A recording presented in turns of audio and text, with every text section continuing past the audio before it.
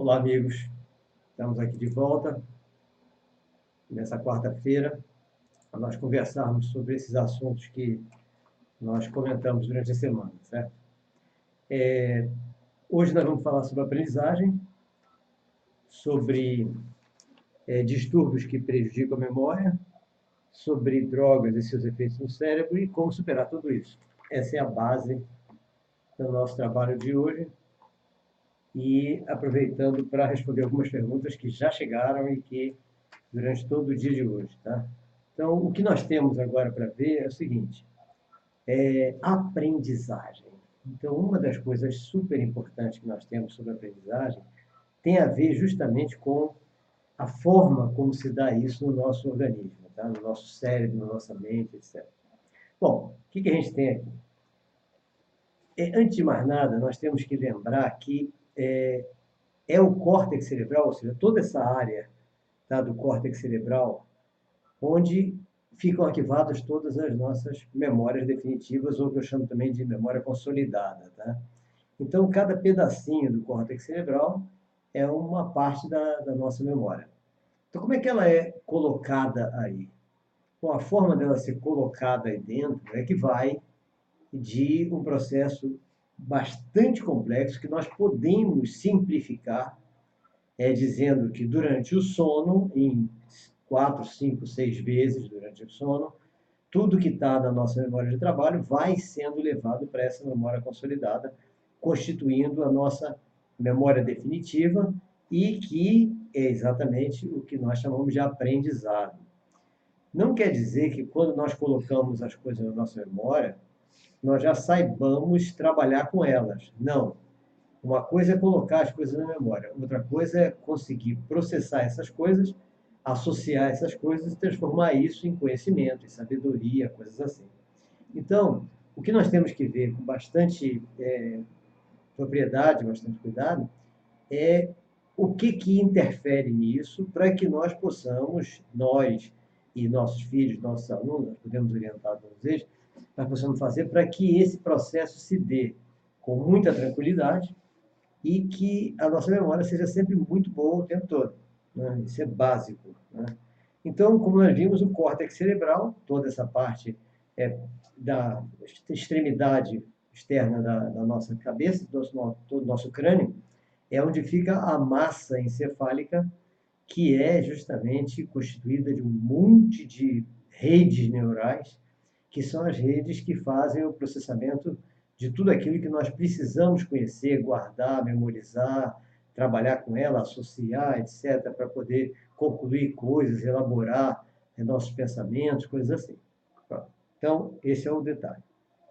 Pois bem, nessa massa encefálica, que estão todos esses neurônios, eles estão também, são gerados nessa massa encefálica, em todas as redes neurais, todas as substâncias químicas e também são gerados pulsos elétricos, que são exatamente o que fazem o nosso raciocínio funcionar.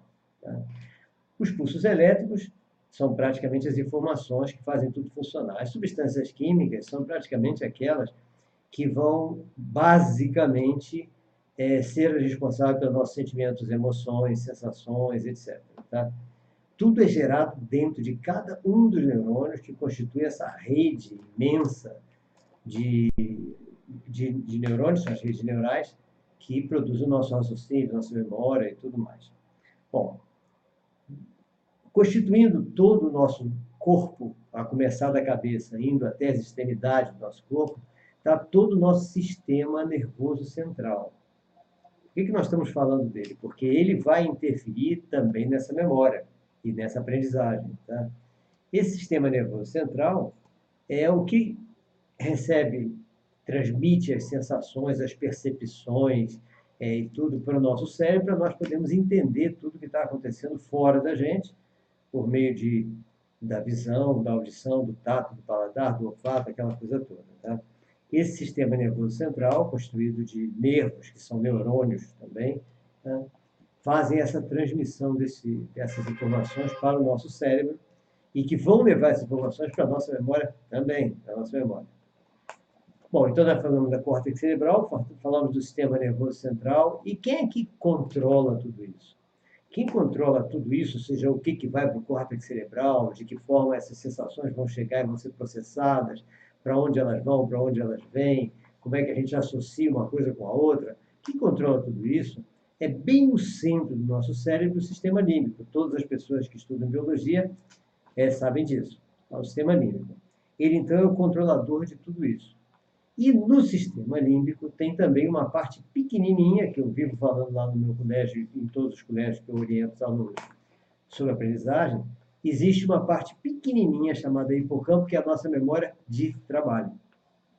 Então, nós já vimos a memória definitiva no córtex cerebral, o sistema nervoso central, que pega o corpo inteiro, fazendo essa comunicação geral, o sistema límbico, que controla tudo isso, e o hipocampo, que é a nossa memória de trabalho, que está ali dentro, que é a única parte que nós usamos para aprender, para estudar, para compreender as coisas durante o dia.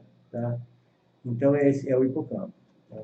Pois bem, colado no hipocampo tem uma coisa chamada amígdala cerebral. Essa amígdala cerebral, ela é o elemento que deteta, é o sensor dos perigos que nós podemos estar passando. Ela deteta todos os perigos que podem ocorrer à nossa volta. E ela está coladinha no hipocampo.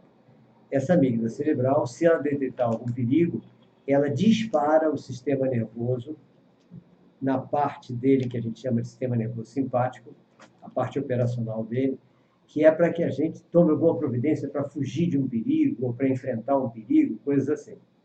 Quando essa amígdala cerebral está disparada por algum medo, pavor de alguma coisa, uma sensação de perigo, um estresse, algo assim, como ela está muito colada no hipocampo, nós perdemos bastante capacidade de raciocínio imediato, já que ali no hipocampo é que é a base do nosso raciocínio imediato, é a nossa memória de trabalho, como eu falei. Então, logo de cara, nós já temos que tomar cuidado, sabendo o seguinte: para que nós nunca percamos a capacidade de raciocínio, de tomada de decisão, aquela coisa toda, nós temos que tomar muito cuidado com o estresse. Porque se nós estamos com estresse, com raiva, com medo de alguma coisa, algo nos perturbando, certamente nós não vamos conseguir raciocinar direito, porque a amígdala cerebral está disparada e está estimulando o hipocampo de maneira negativa. Tá? Então, isso já é uma coisa importante para a nossa aprendizagem. É um dos desafios da aprendizagem, é isso, estresse. Estresse, medo, pavor de alguma coisa, estar com raiva de algo, isso já atrapalha tudo, já atrapalha a aprendizagem, porque atrapalha justamente o funcionamento da nossa memória de trabalho. Não atrapalha a nossa memória definitiva, que ela está lá como se fosse um disco rígido, tudo gravadinho lá. Mas a memória de trabalho fica toda atrapalhada com uma coisa qualquer dessa. Então, logo de cara, o primeiro desafio é esse. Temos que fazer de tudo para que todo o processo nosso de entendimento das coisas e de leitura para estudar alguma coisa seja no momento que nós não estejamos estressados, com raiva, com coisa nenhuma. Por isso que é muito bom pais, etc., prestarem atenção de como vão mandar o filho estudar. Porque se mandar com raiva e ficar com raiva, logicamente não vai adiantar muito esse estudo dele. Tá? Então, tem que arranjar uma maneira de estimulá-lo sem que ele fique estressado, com raiva, aquela coisa toda. E também é muito importante para aqueles adolescentes que são exagerados no estudo, como Stephanie está me vendo, no meu colégio. Tome cuidado também com aquele exagero. O exagero pode causar estresse, e o estresse pode não permitir uma aprendizagem correta, boa, assim, eficaz. Né? Então, já vimos isso. Tomar muito cuidado com o estresse, porque ele atrapalha a memória de trabalho, que é o nosso raciocínio imediato, nossa associação de ideias, nosso raciocínio lógico, tudo isso que está ali. Tá? Então, esse é o detalhe. Bom, agora vamos a uma outra parte que é desafiante também, outro desafio para a aprendizagem. Como eu falei inicialmente, todos os 100 bilhões de neurônios que estão no nosso cérebro, tá, constituindo o nosso cérebro, eles geram as substâncias químicas que são necessárias para nosso raciocínio, nossa memória, nosso tudo. Tá? Substâncias químicas e pulsos elétricos, como eu falei. Essas substâncias químicas são importantíssimas, são chamadas de neurotransmissores e são importantíssimas para manter a nossa estabilidade emocional. Tá? Nós precisamos dessa estabilidade emocional e a gente já falou até uma das coisas que são importantes para a nossa aprendizagem. Então, para que haja essa estabilidade emocional, nós precisamos que as substâncias estejam sendo geradas corretamente, estejam sendo liberadas corretamente. E como é que isso é controlado? Como é que essa liberação é feita? É tudo controlado pelo sistema límbico, que está lá no centro do cérebro. Bem no centro mesmo, porque aí qualquer pancada que a gente leve na cabeça, qualquer coisa, não afeta ele. Tá? Então, essas substâncias químicas são chamadas neurotransmissores. Então, nós temos o dopamina, acetilcolina,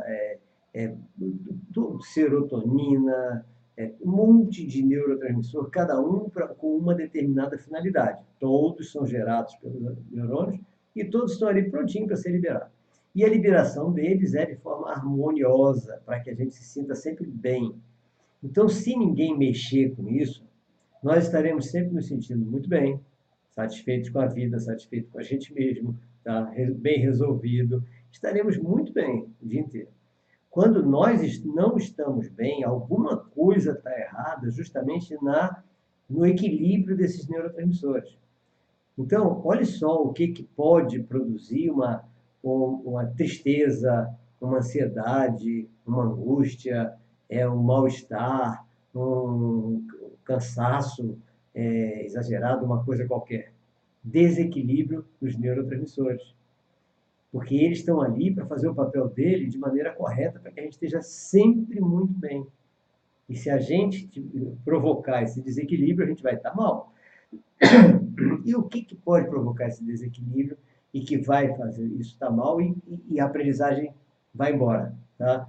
A capacidade de aprendizagem vai embora. São, por exemplo, o consumo de algum tipo de droga. Droga que eu digo, nós temos que tomar cuidado quando a gente fala isso, é droga lícita, droga ilícita, qualquer coisa dessas. O que é? As drogas normalmente são fabricadas pelas indústrias farmacêuticas para sintetizar alguma substância semelhante a um desses neurotransmissores. Por exemplo, o Prozac, ele tenta sintetizar a serotonina mais a dopamina. Ou seja, cada um deles tenta sintetizar um tipo ou um conjunto de neurotransmissores para fazer, na hora que você toma aquele medicamento, aquela droga, para substituir aquela sensação que você deveria estar tendo normalmente, mas sem utilizar o Prozac, sem utilizar o medicamento, gerado pelos seus próprios neurotransmissores e todas as substâncias geradas pelas glândulas que estão espalhadas pelo corpo todo. Então, esse detalhe é um detalhe que também é desafiante para a nossa aprendizagem, como é desafiante também para o nosso bem-estar. É quando nós consumimos uma droga sem a necessidade mesmo dela. Então, isso, lógico, a pessoa está com uma enfermidade qualquer, está com uma doença qualquer, está com uma coisa assim. Aí o médico vai e diz que precisa, então, tomar essa determinada droga para substituir isso, para melhorar isso, aquilo. O jeito é tomar. Mas, se você puder não tomar, se não for uma coisa muito séria, puder evitar esse medicamento ou diminuir a dosagem dele, lógico, sempre de acordo com o acompanhamento médico, é melhor. Porque quanto menos substância química nós pusermos para dentro do nosso organismo, menos nós vamos interferir nas substâncias químicas naturais que são geradas pelos nossos neurônios constantemente. Entenderam? Então, o neurotransmissor é isso. Por isso que a gente tem que tomar muito cuidado, é um dos desafios da aprendizagem, com o consumo de medicamentos. Uma das perguntas que chegou para mim hoje foi sobre o consumo da Ritalina, ou seja, do Concerta, que é o metilfenidato. Tá? O que é metilfenidato? Ele está sendo usado em alguns países, como nos Estados Unidos e no Brasil, de uma maneira absurdamente ridícula, para melhorar a atenção das pessoas antes de uma prova, a concentração, a atenção e tal, antes de uma prova. Sim, o metilfenidato, que é o Concerta, nome do medicamento é Concerta ou Ritalina, né? Ele realmente age estimulando uma área cerebral que está desestimulada e que vai realmente fazer a pessoa prestar mais atenção e com isso ela ficar, inclusive, mais... a pessoa que é muito inquieta ficar um pouco mais quieta e com isso ela vai ter uma capacidade de aprendizagem maior naquele período. Mas tem efeitos colaterais. Então, aí está o problema. Nós não podemos simplesmente, como nos Estados Unidos estão fazendo, e no Brasil muita gente já está fazendo também, de ter esse medicamento sem necessidade nenhuma para poder, antes de uma prova, 2 dias antes, etc., tomar para ficar acesão e poder prestar atenção ou poder decorar com mais facilidade aquele assunto que vai cair numa prova. Ou seja, a pessoa fica com a capacidade de memorização, mas memorização temporária, elevada, não memorização definitiva. Passa na prova, ou seja, tira uma boa nota, mas depois esquece tudo, né? Logicamente vai esquecer tudo, porque não está na memória definitiva, e os efeitos colaterais começam a aparecer. Então, aí é que está o grande perigo desses medicamentos, dessas drogas, sejam elas lícitas, sejam elas ilícitas, que vão trazer um problema futuro de aprendizagem, de incapacidade de aprendizagem mais tarde. Todos esses elementos que nós tomamos, que as pessoas tomam para estimular alguma coisa, estimula no momento, mas depois vai ter um efeito muito negativo. Um deles, por exemplo, se a pessoa começa a tomar qualquer medicamento desse de uma maneira continuada, esse medicamento vai ser detetado, essa química vai ser detetada pelo sistema límbico, que vai diminuir a produção natural dela nos nossos neurônios. O que vai acontecer? No momento em que você parar o medicamento, não tem o medicamento natural, não tem a química natural para manter o seu equilíbrio emocional. Lá se vai o equilíbrio emocional abaixo. Então, você tomou um medicamento tipo metilfenidato para uma determinada prova, etc. Quando você acabar, para de tomar. Você vai tomando tudo que é prova, toma aquilo. Tudo que é prova, toma aquilo. No dia que você parar de tomar isso, vai diminuir, já diminuiu a produção natural disso. E ao diminuir essa produção natural, não é só a atenção que vai cair. Houve um desequilíbrio. Desde o momento que um dos neurotransmissores reduz a produção, porque detectou que existe alguma coisa semelhante, já gera imediatamente um desequilíbrio de neurotransmissores. Esse desequilíbrio já vai produzir algumas coisas negativas na psique da pessoa. Ou seja, ela vai estar mais ansiosa, mais angustiada, mais triste, pode entrar em processo depressivo, além dos efeitos colaterais já comprovados, como um deles, por exemplo, que é até convulsões. Então, é muito perigoso isso. Isso é um dos desafios da aprendizagem que eu faço questão de sempre lembrar. Tá? Vamos eliminar essas drogas para aprender. Uma é metilfenidato. Outras são drogas chamadas de drogas da memória, tá?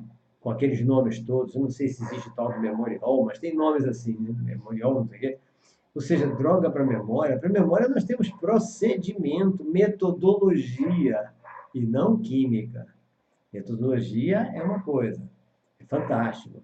Porque você aprende a lidar com o seu dia, com a sua rotina, criando elementos, etc., para sem estresse aprender com facilidade, etc.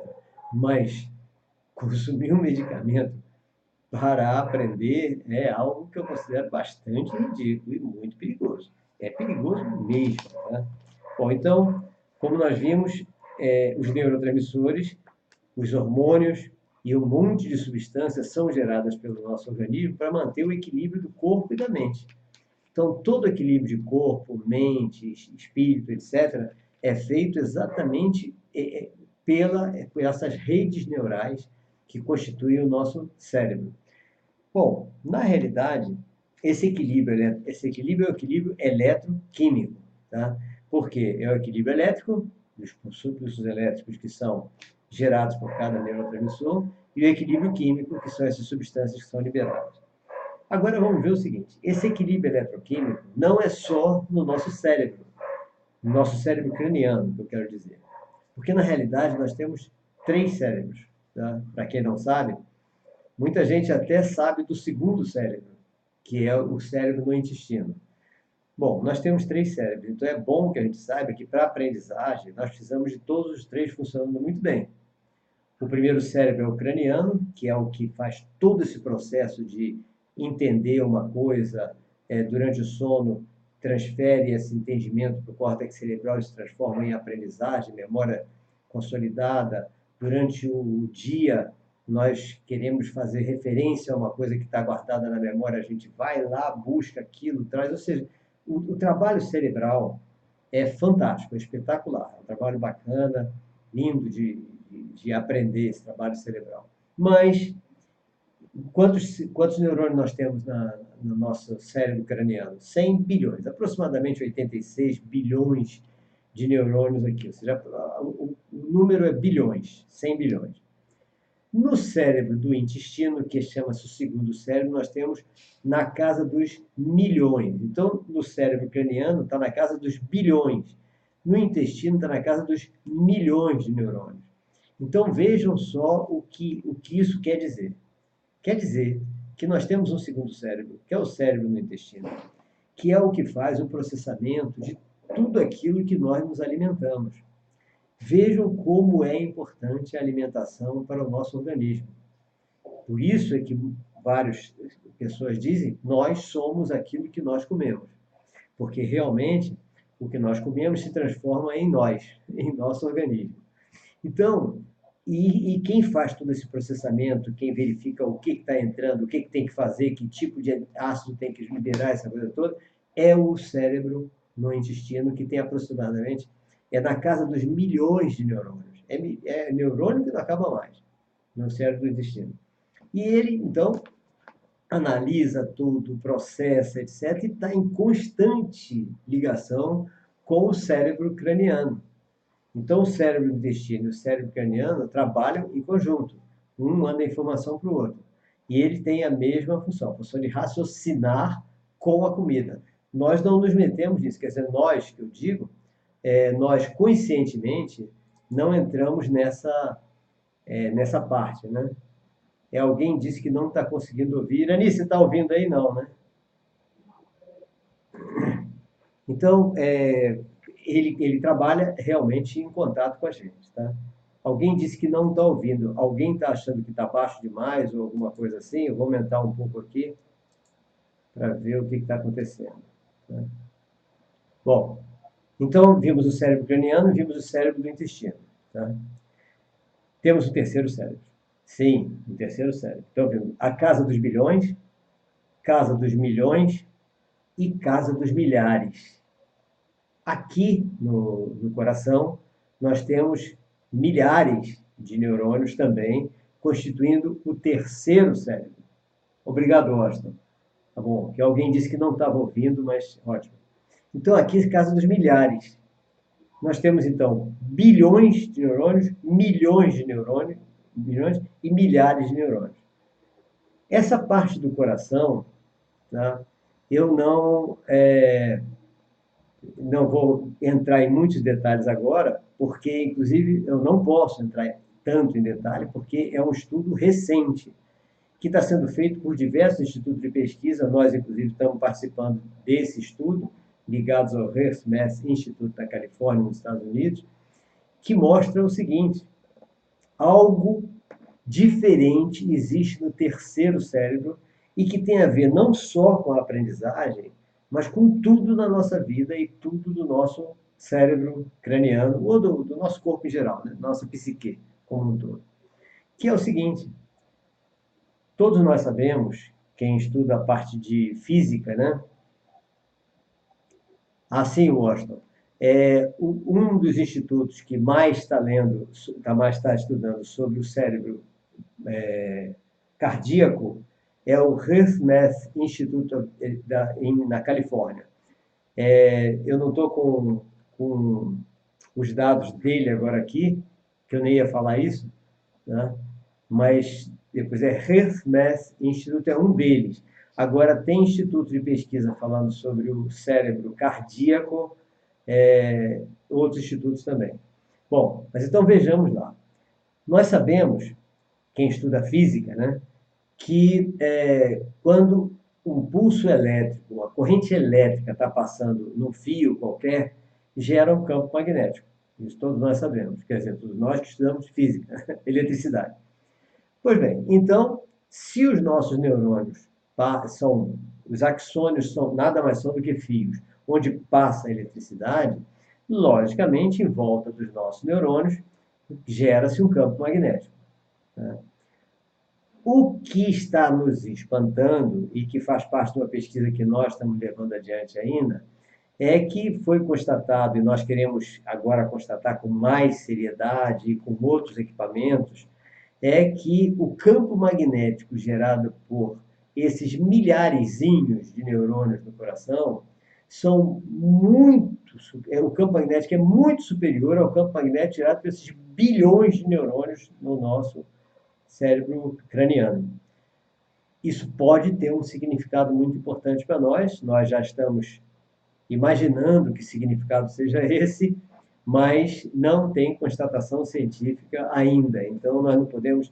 Eu estou mostrando o que nós estamos pesquisando, mas ainda não tem uma comprovação científica sobre isso. Eu espero que brevemente a gente já tenha essa comprovação. Das tentativas nossas agora é que outros pesquisadores descubram, por uma conferência por pares, a intensidade do campo magnético gerado por esses milhares de neurônios que existem no coração, para fazer a comparação com o campo magnético gerado pelos bilhões de neurônios no cérebro craniano. Então, isso é uma coisa que eu deixo aqui como curiosidade para vocês, mas que assim que nós tivermos uma comprovação sobre isso, a gente vai mostrar, tá? Tem muita gente já estudando isso, e a conclusão que nós... Conclusão não, uma suposição que todos nós que estamos estudando isso temos, é que se esse campo magnético é muito forte, logicamente o coração não é apenas uma bomba para bombear sangue para o corpo. O coração pode ter uma importância muito maior do que os livros nossos de medicina dizem. E se isso é verdade, se isso for verdade, nós estamos voltando a entender o coração como os antigos filósofos entenderam. Agora, veja como as coisas dão volta, né? Então, ao que tudo indica, e eu tenho uma convicção de que isso está certo, que é isso mesmo, mas não posso comprovar nada ainda, né? Ninguém pode ainda, né? Que seria o coração a base, seria o controle, o comando geral do nosso cérebro estaria no coração. Quer dizer, o comando do cérebro, do intestino e do cérebro craniano seria justamente o coração. Isso vai trazer uma série de dúvidas, né? Uma série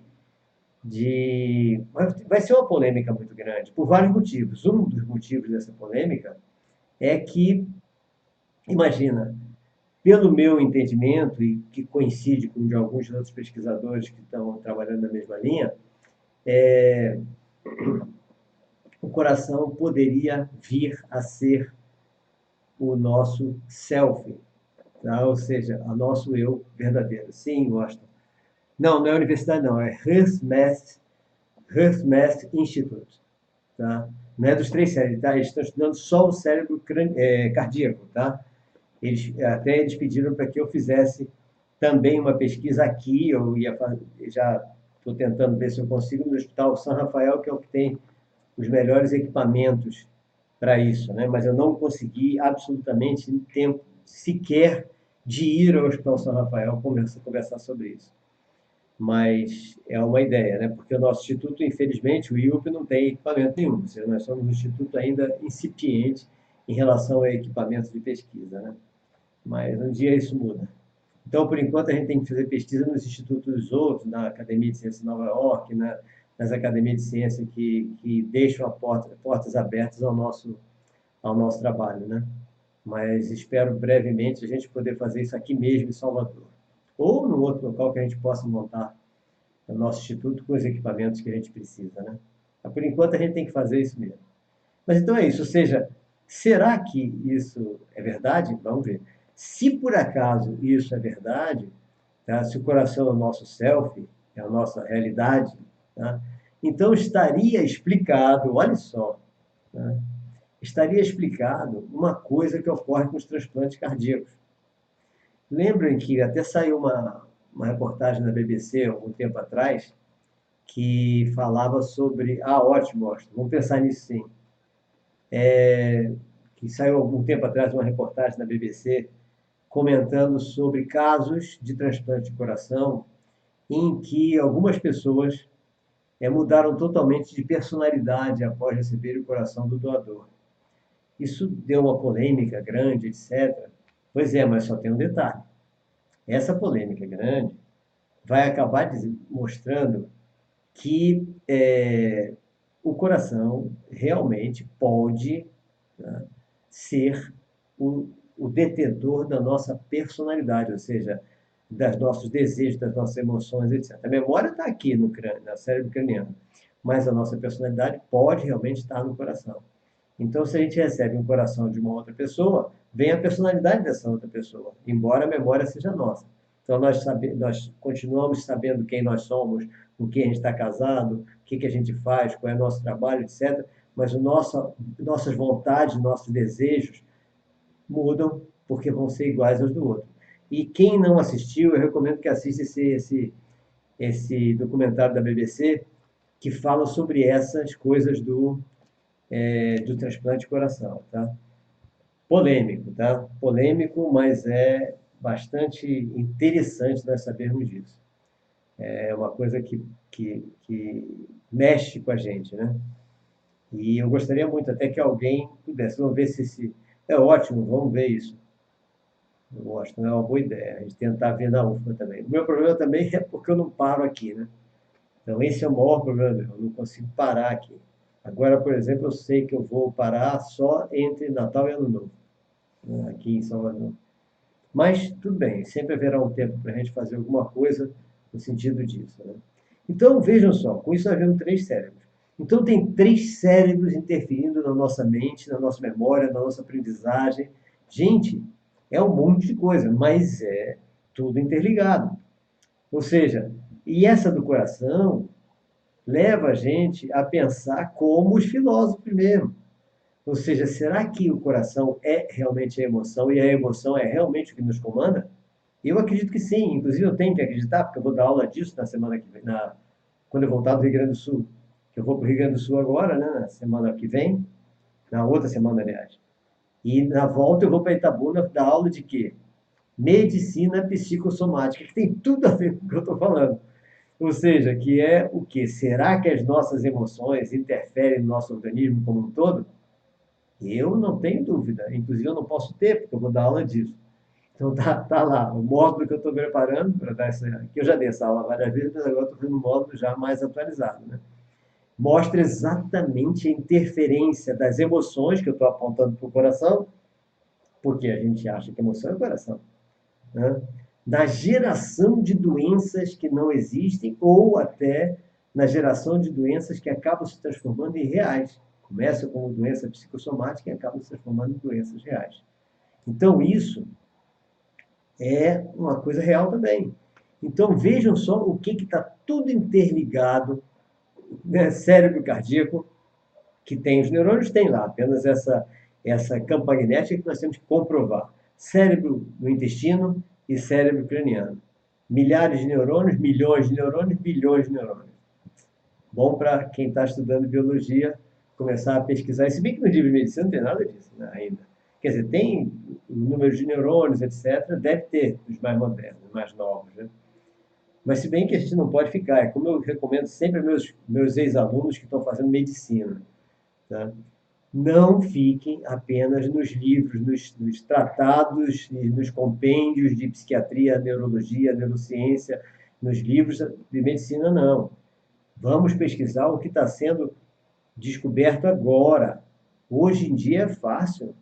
Basta a gente entrar na internet, procurar saber o que os institutos de pesquisa estão pesquisando, quais são os trabalhos que estão sendo publicados. mesmo os trabalhos que não estão sendo publicados nas revistas científicas. Olha uma coisa importante aí. Nós sabemos que os trabalhos que estão sendo publicados nas revistas científicas sofrem, todos os meus amigos que estão fazendo mestrado, doutorado, etc., sabem disso, sofrem uma censura séria, principalmente para quem é brasileiro. Tá?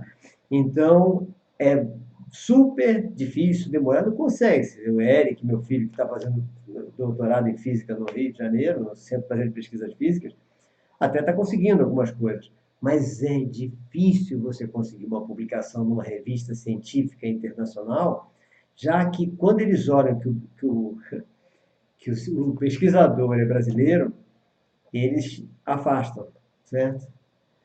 Então, não vamos ficar só nas revistas científicas, por exemplo, por causa disso. Vamos procurar pesquisar os trabalhos que estão sendo publicados nas nossas revistas normais aqui, nas faculdades, os trabalhos de doutorado, de pós-doc, as dissertações de mestrado, tem muita dissertação de mestrado, com uma qualidade incrível, com pesquisas que não foi só uma dissertação de mestrado para fazer revisão de literatura, não, nós temos dissertações de mestrado que são verdadeiros trabalhos de doutorado. Né? Então vamos pesquisar esses, porque esses estão mostrando os trabalhos de campo, que estão mostrando o que está sendo o conhecimento novo, é conhecimento novo, é tudo conhecimento novo. Então fazer medicina e ficar atrelado, ficar bitolado nos livros, o livro só por já ter sido publicado já está atrasado. Qualquer um, eu tenho todos os novos aqui de neurociência, de psiquiatria, de nutrologia, que também é uma coisa que me interessa muito. Todos os últimos compêndios e tratados estão aqui comigo, só que já são antigos. Então, vamos pesquisar. E vamos, com isso, raciocinar. Né? Não é só pesquisar e raciocinar e chegar a conclusões, elucubrações em cima daquilo, que de elucubrações e elucubrações a gente acaba tendo alguma ideia de que linha de pesquisa nós vamos fazer para ter um conhecimento novo, sempre visando o quê? No meu caso, a aprendizagem de todas as crianças e adolescentes que têm dificuldade de aprendizagem. E cada um de nós tem uma missão. Né? A minha é essa. A minha principal é fazer com que todo mundo consiga aprender alguma coisa todo dia, de alguma forma, né? Para que a gente consiga, com a aprendizagem, permitir que essa pessoa seja feliz. Então, para mim, a missão é essa, ou seja, conseguir que todos consigam a felicidade de sentir que estão aprendendo. Então, para isso, nós temos que pesquisar a psiquiatria, a neurologia, a nutrologia, tudo que puder. E agora também a gastroenterologia, a imunologia, né? A nutrição, a nutrologia, já falei, a nutrição, porque tudo isso interfere, né? São desafios realmente da aprendizagem. Então, nós temos muitos desafios na aprendizagem que nós temos que estar estudando, todos nós, professores principalmente, pesquisadores, todas as profissões, né? Cada um na sua profissão, não vamos parar. Gente, não vamos parar, porque se nós já tivéssemos desenvolvido o nosso instituto como um centro de pesquisa, mas não tem, por enquanto, a minha sala é que é a sala de pesquisa, dentro de um colégio, ou seja, nós estamos muito pequenos ainda, incipientes em relação a isso. A minha ideia é a gente realmente ir para outra área que eu comprei, construir lá o nosso centro de pesquisa e poder receber todos vocês, para a gente ficar pesquisando, desenvolvendo ideias, trabalhos, etc., e tentando receber equipamentos. Até eu já consegui, mas consegui lá nos Estados Unidos, né? Equipamentos que não são os mais modernos, mas que estão sendo substituindo, os mais modernos estão substituindo esses e já me ofereceram, mas aí precisa a gente ter local, ter tudo para fazer isso. Mas não vamos sonhar agora, não. Sonhar é bom, tá? Mas não vamos sonhar agora. Agora vamos falar, então, continuar dos desafios da aprendizagem, como nós estamos falando. O que todos nós, vocês, eu, todo mundo, podemos fazer para consertar isso. Então, aprendizagem, esses são alguns dos desafios. Outros, distúrbios que prejudicam a memória. Aí interfere diretamente na aprendizagem. Que distúrbios que entram, que prejudicam a memória?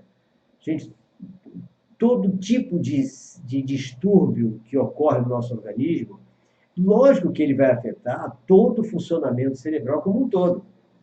Por quê? Na hora que ocorre qualquer distúrbio, seja ele em qualquer parte do nosso corpo, o cérebro imediatamente automaticamente, ele vai desequilibrar os neurotransmissores, mas com o intuito de provocar a geração de algum hormônio, de alguma substância ou de própria química neurotransmissora, acompanhada de pulso elétrico, para corrigir aquele distúrbio que aconteceu no organismo. Quando ele faz isso, para corrigir aquele distúrbio, ele está desequilibrado. E o cérebro desequilibrado prejudica a memória e prejudica a aprendizagem. Então, qualquer distúrbio que aconteça no organismo vai prejudicar a nossa memória e vai prejudicar a nossa aprendizagem. É até interessante, porque muitas pessoas idosas, por exemplo, coisa que eu já fui um dia, inclusive, agora não, que eu já sou ao concurso, já ultrapassei os 70, então já não sou mais idoso. Mas as pessoas idosas, muitas vezes, têm um problema qualquer, um resfriado, uma gripe, uma dor qualquer, uma coisa assim, e, logicamente, afeta a memória, afeta a aprendizagem, e diz, meu Deus, será que eu estou com Alzheimer?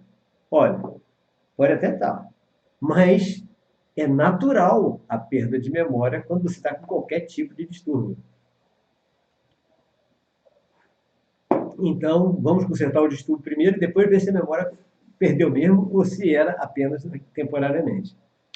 Tá? Eu acredito que muita gente, ao não lembrar de alguma coisa, né? O segundo cérebro, eu gosto. Esse é o do intestino, é importantíssimo esse. E o entendimento dele é importantíssimo. Aí o Washington está colocando aqui para a gente o link para a ciência USP. Aí, são artigos da Universidade de São Paulo, tá? E esse é sobre o segundo cérebro. Ótimo. Então, o que nós temos que tomar cuidado é que todos os distúrbios, como o Gessiane colocou aqui, estresse, não tem nem dúvida, Gessiane. O estresse, então, é o primeiro a, a desequilibrar todo o nosso organismo, desequilibrando de propósito, né? Como eu falei.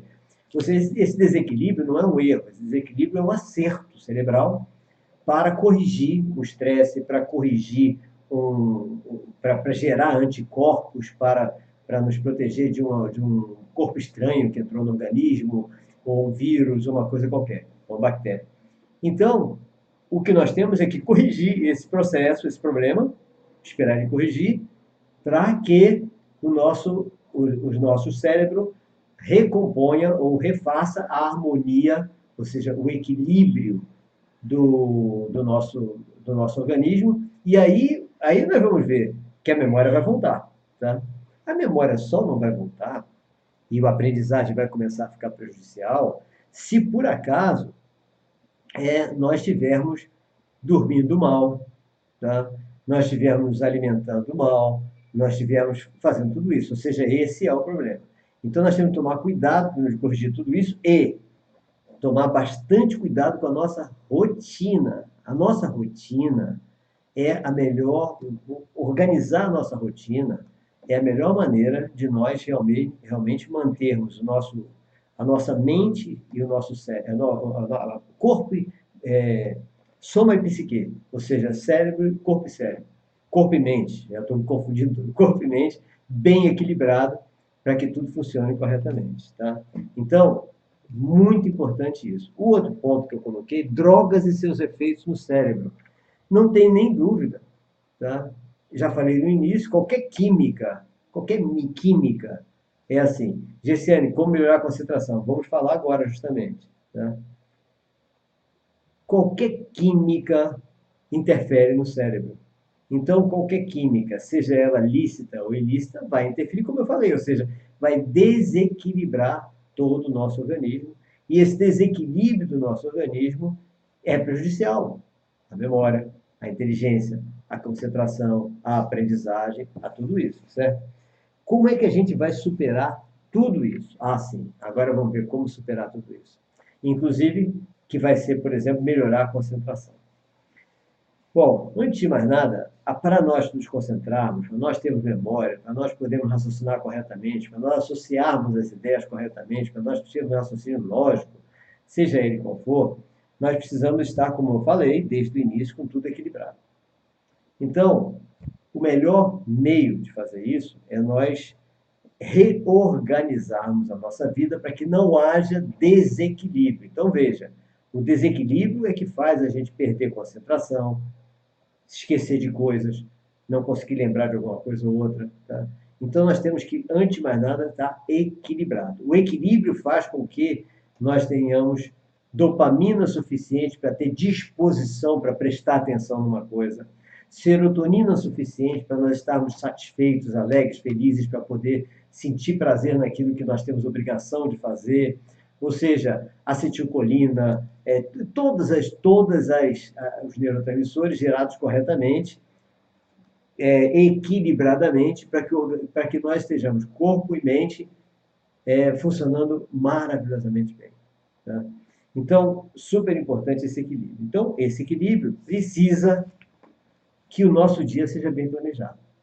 Então, vamos ver um detalhe de um dia bem planejado. Sugiro, cada um tem a sua rotina, cada um tem suas ideias, né? Cada um de nós tem a sua forma de organizar seu dia, mas vou dar um exemplo aqui, que é apenas um exemplo. Cada um faz da sua maneira. Tá? Uma das coisas que é geral para todo mundo é o consumo de água, logicamente. O consumo de água é importante que a gente se lembre sempre de estar bebendo água constantemente. Não é beber muita água, mas pouca água constantemente é super importante, porque ela é necessária para tudo no nosso organismo. Outra coisa é que a alimentação nossa seja uma alimentação balanceada. Não é? Nós não podemos nos dar o luxo hoje de só comer coisa que não faça mal, porque não existe. Eu acho que não existe. Tá? Tudo hoje em dia tem agrotóxico, tem transgênico, tem isso, tem aquilo, mas pelo menos nós fazemos uma alimentação balanceada, com o maior número de cores possível, ou seja, a mais diferente possível, porque aí nós estamos, no mínimo, comendo pouco veneno e nos alimentando de tudo. Pelo menos isso, né? O mais balanceado possível. Então, água e alimento, tá? O GCL falou sobre o celular. Celular é uma coisa que interfere bastante, desde que aí é no estresse. Ele vai trazer o estresse. Nós temos que nos organizar para ligar o celular, quer dizer, ligar as redes sociais em determinados momentos que são importantes, tá? Para nós nos comunicarmos, etc. Mas nos outros horários não precisa estar ligada. Né? Liga, responde às pessoas e tudo, e acabou. Né? Então, alimentação e consumo de água e alimentação. Outra coisa importantíssima, porque o nosso organismo inteiro tem que estar funcionando corretamente, é a atividade física. Então, atividade física, água e alimentação são básicos para uma rotina diária constante. E essa atividade física, eu sempre recomendo às pessoas de programar uma coisa bem simples, para não perder vontade de fazer. Porque se a gente programa uma coisa muito complicada, daqui a pouco você vai desistir. Então, programar uma atividade física bem simples, que você tenha certeza, eu não vou desistir, porque é tão simples que eu posso fazer todo dia. Né? Então, seja o que for. Eu, por exemplo, faço meu alongamento, que não é bem alongamento, Eric me falou, movimento. Né? Um alongamento mais movimento que alongamento. Para mexer com todo o cérebro, né? Com todo o cérebro, todo o corpo, e com isso isso logo de manhã. Boa noite, Lucas, meu neto. Meu neto é escritor, membro da Academia de Letras do Brasil. Parabéns, Lucas, com seus 16 anos, membro da Academia de Letras do Brasil. Então, água, alimento, atividade física. Pronto. Água, alimento, atividade física, perfeito. Está ótimo para a gente. A gente já está com algo fantástico. Né? Feito isso, vamos transformar tudo o que nós somos obrigados a fazer em prazer. Gente, quando a gente faz isso, muda tudo. O dia, só em você transformar tudo em prazer, o que vai acontecer? O seu cérebro vai estar com a autoestima elevada. O cérebro com a autoestima elevada vai produzir nas redes neurais o equilíbrio dos neurotransmissores que nós tanto precisamos. Então, transformar tudo em prazer. Como é isso? Você acordou, fez sua atividade física, respirou profundamente, bebeu sua água, prepare um excelente café da manhã. Tem gente que faz o quê? Acorda e toma um café correndo para poder ir trabalhar. Peraí. Toma um café correndo para poder ir trabalhar? Cadê o prazer do momento do café? Então, vamos transformar tudo, o dia inteiro, em prazeres. Então, faça alguma coisinha diferente naquele café da manhã que você goste muito. Um tempero diferente, um ovo de outra maneira, sei lá, alguma coisa que aquilo seja prazer. Pronto, aí você tomou o seu café da manhã com prazer. Ah, não dá tempo porque eu já acordo. Acorde antes, deixa de ser preguiçoso, acorda antes e tenha esse prazer. Nossa, você transformar cada momento do seu dia em prazer é impagável. Não tem nada melhor do que isso. É como se cada dia fosse uma vida inteira sua. Isso para o equilíbrio neurológico, para o equilíbrio dos neurotransmissores, é fundamental. Fundamental. Aí pronto. Aí você vai para o seu trabalho. Bom, eu, por exemplo, nunca trabalhei na vida. Digo isso para todo mundo. Por quê? Porque tudo o que eu fiz até hoje de trabalho, em todas as profissões que eu tive, foram escolhidas com muito prazer. Que é outra coisa que eu falo para todos os adolescentes, meus amigos. Gente, esse desequilíbrio pode causar no futuro mal de Alzheimer? Não, Gessiane, não sabemos. Por quê? Mal de Alzheimer está muito estudado por muitas linhas de pesquisa. Tem a pesquisa das placas de beta-amiloide, tem a pesquisa da deterioração de baía de mielina, tem diversas pesquisas no mundo sobre a causa do mal de Alzheimer, então nós não sabemos ainda. Mas, de qualquer maneira, tá? Quanto mais nós evitarmos o desequilíbrio, melhor para um monte de coisa. Se vai afetar o mal de Alzheimer também, não temos certeza, não. Por enquanto, eu não vi nada que ligasse esse desequilíbrio ao mal de Alzheimer ainda. Pode ser, mas não vi linha de pesquisa nenhuma nesse sentido ainda, né? Então, aí eu digo para os adolescentes o quê? Gente, não escolham profissão por ouvir alguém falar, não. Porque você não vai conseguir ter sucesso nela se você vai escolher pelo dinheiro, por isso ou por aquilo. Então é muito importante. Você não vai conseguir nem levar adiante isso que nós estamos falando, a aprendizagem real dentro da profissão que você escolheu, porque você não gosta dela, você está lá porque disseram que dá dinheiro. Não tem sentido. Então, a escolha da profissão tem que ser a escolha de vida. Lembre que se você escolher uma profissão, a sua vida vai ser aquela profissão.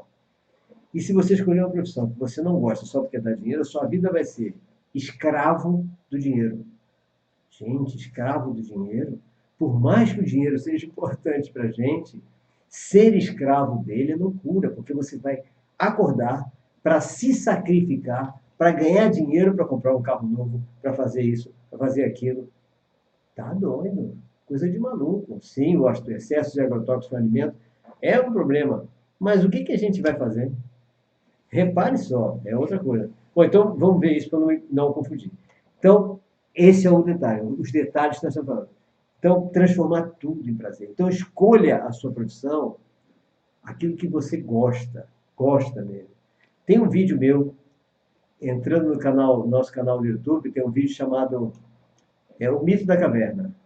O meu mito da caverna, não é o de Platão, não. Ou seja, eu falo de Platão, mas assim, Washington, realmente, você falou relacionado ao Alzheimer. Exatamente. Os agrotóxicos, principalmente o glifosato, que é utilizado pela Monsanto no Roundup, está sendo, está sendo denunciado como um causador de vários tipos de problemas, inclusive Alzheimer, câncer, autismo também, tá? E, inclusive, no curso que eu estou dando de autismo no Brasil inteiro, que eu já dei aqui na Bahia em 2 cidades, né? Já dei no Rio Grande do Sul, vou dar agora no Pará e diversas cidades, em várias cidades no Brasil inteiro. Eu falo sobre isso e mostro isso, as pesquisas e tudo sobre o glifosato, etc. Né? falar baixo sobre isso. Ela nem deveria falar, porque é uma máfia, né? Esse pessoal é uma máfia, a gente não sabe até que ponto nós estaremos interferindo no lucro deles. Se nós interferirmos no lucro deles, a gente é eliminado. Então, escolham a profissão por amor que você tem aquilo que você quer fazer. Porque aí você, em vez de ser escravo do dinheiro, você vai acordar, vai tomar seu café com prazer e vai para o seu prazer, que por acaso é a sua profissão, onde você vai trabalhar. É diferente, é completamente diferente. Então, repare só, essa rotina é uma rotina que você vai organizando do início ao fim, da hora que você acorda, da hora que você vai dormir, transformando tudo em prazer. Esqueça esse negócio de deixa eu almoçar correndo, não vá almoçar correndo, não. Peraí, calma. Vá ter prazer no almoço. Tá? É muito importante esse detalhe. Esse que você botou aí, Washington, youtube.com, esse aí é sobre o glifosato, esse link. É sobre os agrotóxicos, né? Depois eu vou dar uma olhada aí. Então, reparem só o que eu estou falando. Cada detalhe da sua rotina. Transformar toda a sua rotina em coisas prazerosas, do início ao fim. Para quando você chegar no final do dia, na hora que você, antes de dormir, você pergunte para você mesmo, valeu o dia? E você possa responder com prazer, né? Nossa, o dia de hoje, se valeu, foi maravilhoso. Produzi o tempo todo, só fiz coisa que eu gosto, desenvolvi várias coisas, estudei o que eu queria, aprendi coisas novas, encontrei pessoas maravilhosas, revi amigos, ou seja, é exato. Ah, esse é o meu mito da caverna. Ah, tá. Não, é o mito da caverna, né? Mas não é o meu não esse, né?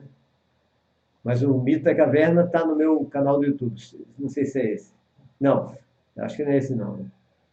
Mas de qualquer maneira, o meu mostra a escolha da profissão, tá? Que eu preparei, ele está em inglês e está em português. Em inglês é por causa do pessoal, amigos meus lá da Unesco, que estavam reunidos com adolescentes de diversos países, etc. E eles estavam falando sobre profissões importantes no mundo. E aí eu mandei esse vídeo para eles assistirem lá justamente sobre isso. E depois eu achei bom, aí acabei fazendo em português também para os nossos adolescentes aqui. Então está em português e tem em inglês. Então é importantíssimo nós transformarmos o dia em um dia prazeroso. Porque aí pode ter certeza que vem o equilíbrio. Com o equilíbrio, tudo isso vai acontecer maravilhosamente bem. Aprendizagem. E reparem uma coisa importante. Por que eu estou falando tanto de aprendizagem? Por que eu falo tanto de aprendizagem? Porque eu tenho visto uma coisa. Ah, é o meu, né? Ok, obrigado, Washington. Por que eu falo tanto de aprendizagem? Eu falo de aprendizagem porque eu tenho observado no atendimento que eu faço, tanto de crianças, adolescentes e pessoas muito idosas, tá? E pessoas doentes, por exemplo, que estão com problemas, etc., que quando a pessoa sente que tem capacidade de aprender, quando ela sente que está aprendendo, tá? Ela se sente feliz. Então, é fantástico você conseguir realmente mostrar para a pessoa que ela é capaz de aprender, porque ela se sente feliz. A pessoa que acha que não tem mais o que aprender na vida, ela acaba morrendo. Tá? A felicidade verdadeira de cada um, não a felicidade dilatada imposta pela mídia, está diretamente relacionada ao sucesso em se libertar da caverna de Platão. É exatamente isso. Esse é o ponto, tá? Então, aí eu passo esse meu artigo, meu vídeo, que está até no meu livro Menino dos Jornais, também na parte de reflexões, né? Exatamente para que todo mundo aprenda a escolher a sua profissão, como eu escolhi as minhas, que foram várias, tá? No decorrer da vida, porque afinal de contas foi uma vida bastante longa, né? Com três, no mínimo, três ou quatro, sei lá, profissões diferentes, e que só me deram prazer, até hoje. E atual, e eu nem sei qual é que deu mais prazer, porque eu sempre acho que a que eu estou é que está me dando mais prazer. Porque essa que eu já estou há algum tempo, que é na pesquisa da área de felicidade por meio da aprendizagem, nossa, só é você sentir, né? que uma pessoa daquela que achava que não aprendia nada, que não conseguia saber nada na vida, de repente está aprendendo porque você conseguiu estimular ela a elevar sua capacidade cognitiva, a entender as coisas. Nossa, isso aí é impagável. É uma coisa impagável. E quando você vê uma pessoa dessa ainda ter sucesso e de repente você vê ela tá entrando já no mestrado da vida e não queria e achava que não ia ser nada na vida, nossa, aí é um negócio de doido. Aí é felicidade mesmo, aí é pra gente, né? Pra quem provocou uma coisa dessa. E melhor ainda, quando você vê que essas pessoas, elas ultrapassam o seu conhecimento, aí então é uma maravilha, ultrapassar o seu conhecimento. Quer coisa melhor do que a gente tá batalhando para desenvolver a inteligência de alguém? E, de repente, essa pessoa chega, né, para você e começa a conversar com você, você percebe que ela já sabe mais do que você naquele assunto que você ensinou a ela. Olha a maravilha que é isso. Isso é impagável, gente. Isso é uma coisa maravilhosa. Mas para isso a gente tem que tirar as dificuldades. E essas dificuldades, esses desafios, é que nós estamos estudando aqui, alguns deles hoje, né? Para que nós possamos realmente é, construir pessoas, né? Construir mentes que sejam questionadoras, que sejam inventivas, que sejam descobridoras, né? E que mudem essa realidade nossa aí de pior país do mundo em aprendizagem. Tá doido? Nós temos que acabar com isso o mais rápido possível, tá? Mais rápido possível. Sem Washington, para combater o estresse também. Então é isso, gente. Cada vez eu fico mais satisfeito dessa nossa live, né?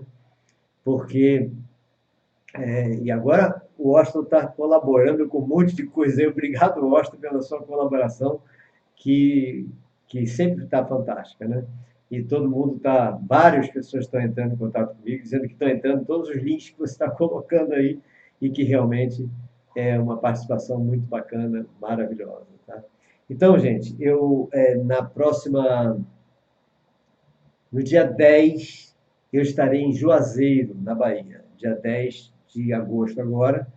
Eu vou passar o dia 11 lá em Juazeiro e possivelmente a gente faça uma palestra lá em Juazeiro. Ainda não está armada ainda, né? Não tá confirmada ainda, mas eu espero que a gente tenha uma palestra lá. Qualquer coisa a gente divulga durante essas 2 semanas, tá? A minha ideia é fazer uma palestra justamente para orientação de pais, professores, etc. E tem uma aluna minha, uma ex-aluna minha, que está providenciando local para palestra, etc., tá? Para que a gente possa dar essa palestra lá sobre orientação a pais e adolescentes. E será também uma palestra